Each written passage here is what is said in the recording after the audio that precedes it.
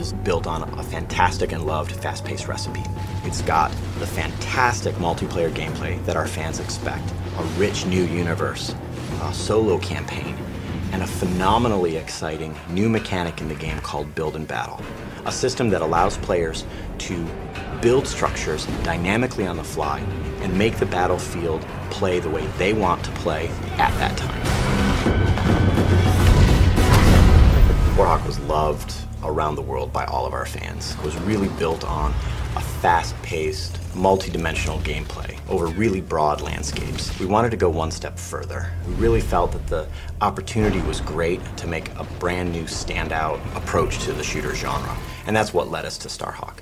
In Starhawk, the universe is in the future, in the distant reaches of the galaxy, a place we call the Frontier, a set of human colonies that have been built up over a number of years, really kind of fueled by what we call the Rush, kind of our gold rush analog for rift energy. As these rifters, which is our short term for rift miners, were mining rift energy, they found that it was incredibly potent. But exposure to rift energy causes them to become infected. The rift energy permeates their body, their mind, their skeleton, and they end up becoming enraged, hell-bent to protect the rifts from the rifters. And that's one of the factions in our game, the Outcast. And they form these roaming war bands that go from corner to corner in the Frontier, all the distant colonies. And really, that's at the heart of the conflict in our game.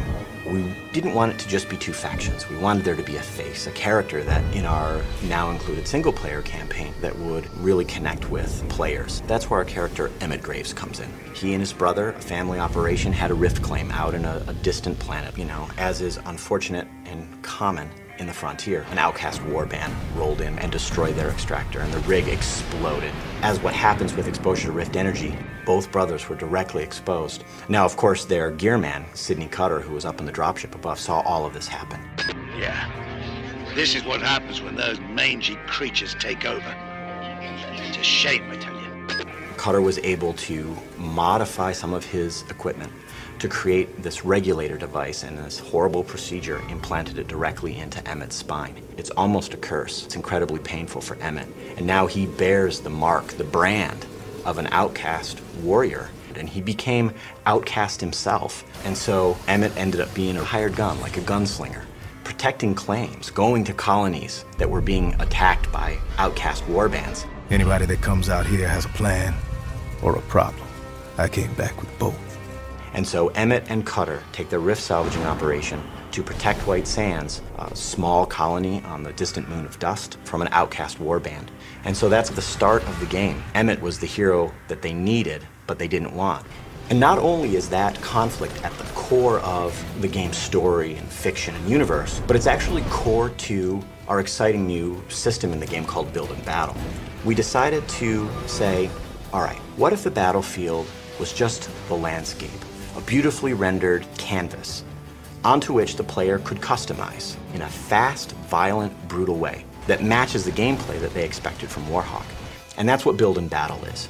It's a quick, brutal system to allow the player to build wall structures and bases and bunkers and towers and all of these other units and structures in the game to fit how they want to play, not only in single player, but in multiplayer. It's about telling the player, here's a combat challenge, and here's all the tools you have to solve it. Solve it how you want.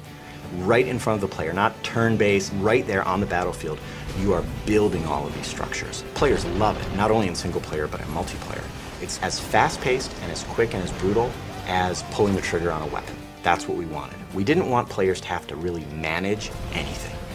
And another fantastic thing about Build and Battle is that all the buildings are destructible.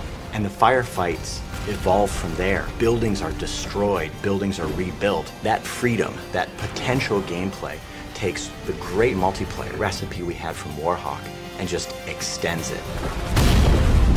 Starhawk is the spiritual successor to Warhawk, but it's the Build and Battle system which really sweetens up the whole game. The team and I are just crazy proud of it. It not only gives you a fantastic, infinitely replayable solo experience, but the changes that it does to the online multiplayer experience is remarkable. And I think players are not going to expect that, but once they get it, they'll want it all the time.